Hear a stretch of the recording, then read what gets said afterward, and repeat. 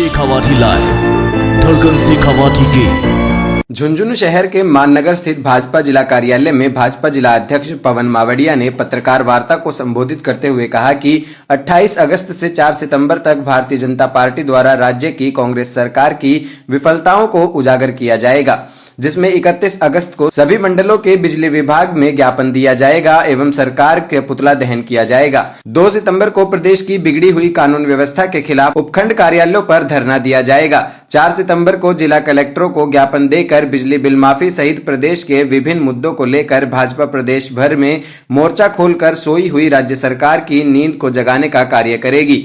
मावड़िया ने कहा कि विधानसभा चुनाव 2018 के प्रचार के दौरान कांग्रेस के तत्कालीन राष्ट्रीय अध्यक्ष राहुल गांधी ने राजस्थान की जनता के सामने एक नारा दिया था, अब होगा न्याय। आज 20 माह के बाद प्रदेश की जनता विफल कांग्रेस की सरकार से पूछ रही है कि कब होगा न्याय। पुलिस का नारा आमजन में विश्वास, अपराधियों में भय, ये केवल नारा बनकर रह गया है। सरकार हाथ पर हाथ धरे बैठी है। जनता पूछ रही है प्रदेश अपराध के अन्याय से मुक्त होकर हमें कब मिलेगा न्याय। कांग्रेस सरकार पेट्रोल डीजल पर वैट बढ़ाकर आमजन पर कुठाराघात कर रही है। इस सरकार ने पेट्रोल पर 26 से 38% वैट कर दिया और डीजल पर 18 से 28% तक वैट किया है। रोड सेस पर 50 पैसे की बढ़ोतरी कर दी। प्रदेश का आमजन पूछ रहा कम महंगाई से जनता को न्याय मिलेगा। इस साल प्रदेश के 33 में से 32 जिलों में टीडियों के हमले से किसानों की हजारों करोड़ों रुपए की फसलें चौपट हो गई है और अब फाका भी किसानों को परेशान कर रहा है, लेकिन सरकार समाधान के लिए कोई कदम नहीं उठा रही है और ना ही खराब फसलों की गिरदावरी कराकर किसानों को मुआवजा देने का काम कर रही है। न्याय का इंतजार कर रहे प्रदेश के किसान पूछ रहे हैं कब मिलेगा मुआवजा और टीडियों के आतंक से मुक्ति। पंचायत समिति और पंचायतों को वैधानिक रूप से दे राज्य एवं केंद्र वित्त आयोग द्वारा 20,000 करोड़ रुपए की राशि ग्रामीण विकास में खर्च ना करके अन्यत्र स्थानांतरित करके विकास के कार्यों को राज्य सरकार ने ठप कर दिया है। खाद्य सुरक्षा का पोर्टल भी बंद पड़ा है। प्रदेश के ग्रामीण जन पूछ रहे हैं कि कब होगा प्रदेश के ग्रामीण लोगों के साथ न्याय। ये सारे जो बिंदु हैं ये राज्य सरकार की विफलताओं को उजागर करते हैं। मैं भारतीय जनता पार्टी जिला झुंझुनू की ओर से राज्य सरकार की कड़े शब्दों में भर्त्सना करता हूँ और मुख्यमंत्री जी इस्तीफे की मांग करता हूं। वही प्रेस वार्ता में बोलते हुए सांसद नरेंद्र कुमार ने कहा कि कांग्रेस ने 2018 की अपने घोषणा पत्र में संपूर्ण कर्ज माफी का वादा किया था।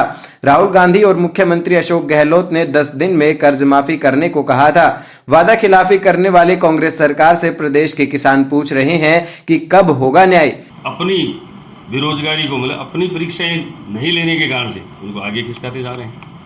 किया क्या? आज तक कुछ नहीं किया। 370 धारा थी, उसमें विरोध किया। राम मंदिर के राम तो था ही नहीं। आपके सामने है, सब आप भी देख रहे हो कि राम तो काल्पनिक, ये बातें तो काल्पनिक बनाई जा रही है भारतीय जनता पार्टी की तरफ से। ये भारतीय जनता पार्टी से क्या मतलब है राम मंदिर बनने? ये तो पूरे देश का सवाल है, पूरी जनता का है। उसमें वो स्वयं भी आते हैं, वो अपने आप को ही एक अलग महसूस कर रहे हैं कि हम है ही नहीं, हमारे को तो न्याय मिले। कुछ जाति के लोग तो टीवी पर जब वाद चलता तो बोल ही जाते हैं कि हमारे को कोई सुनने वाला ही नहीं है। जिस देश की खाते हैं, जिसमें रहते हैं और उस देश के बारे में, उस देश के नेताओं के बारे में, प्रधानमंत्री तक को ये बोल देते हैं कि हमारे तो कोई सुनता ही नहीं। और यही जब नहीं सुनता तो जिस देश में सुनते उसमें। सूरजगढ़ विधायक सुभाष पुनिया ने प्रेस वार्ता में कहा कि कांग्रेस सरकार भाजपा कार्यकर्ताओं की चुन चुन कर जबरदस्ती वीसीआर भरवा रही है। इसमें बिजली विभाग के अधिकारियों को लगा रखा है कि वे भाजपा कार्यकर्ताओं के घर जाकर स्वयं ही तार लगाते हैं और फिर वीसीआर भरते हैं, जो कि अन्याय है। कोरोना काल में 4 महीने के बिजली के बिल माफ करने, फ्यूल चार्ज और स्थायी शुल्क वापस लेने, बढ़ी हुई दरें वापस लेने, फर्जी वीसीआर बंद करने, किसानों की सब्सिडी शुरू करने की लगातार राज्य सरकार से मांग की जा रही है। देश भर में सबसे महंगी बिजली राजस्थान में है, जिससे जनता की जेब पर दोहरी मार पड़ रही है। लूटने वाली कांग्रेस सरकार से जनता पूछ रही है कि कब होगा न्याय। मुख्यमंत्री अशोक गहलोत ने विधानसभा चुनाव के बाद कहा था कि अगर कांग्रेस की सरकार बनती है तो 5 साल तक बिजली की दरें नहीं बढ़ाएंगे, लेकिन सत्ता में आते ही गहलोत ने जनता से किए हुए वादे को भूलकर बिजली दरें बढ़ाकर कोरोना काल में जनता के साथ अन्याय किया है। फ्यूल सेस के नाम से ये 700 करोड़ रुपए का भार राजस्थान की जनता पर डाल रहे हैं। एक तो कोरोना का संक्रमण काल, एक तरफ मुख्यमंत्री जी कह रहे थे कि हम बिजली माफ करेंगे, बिजली माफ नहीं की।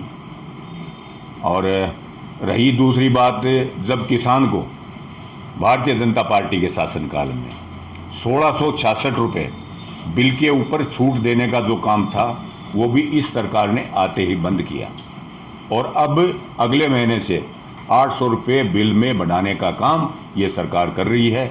उसी के विरोध में हम 28 तारीख से लेकर 2 तारीख तक इन धरनों का ज्ञापन का कार्यक्रम किया है। इस मौके पर राष्ट्रीय परिषद सदस्य विशंबर पूनिया, मुख्य प्रवक्ता कमलकांत शर्मा, उपाध्यक्ष राम निरंजन पुरोहित, जिला मंत्री संजय मोरवाल, पार्षद चंद्र प्रकाश शुक्ला आदि उपस्थित थे।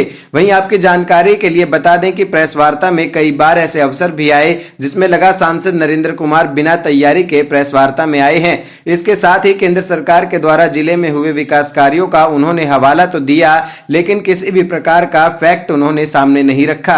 वहीं छात्रों को पॉइंट टू पॉइंट पढ़ाने वाले रहे गुरुजी पत्रकारों के सवालों और प्रेस वार्ता के दौरान कई बार अपने संबंधित टॉपिक से भी भटकते हुए नजर आए। वहीं देखने वाली बात यह है कि एयर कंडीशनर के कमरों में बनी हुई भाजपा की ये रणनीति कितनी सड़कों पर उतर पाती है या महज ज्ञापन देकर औपचारिकता पूरी करने में ही सिमट जाती है।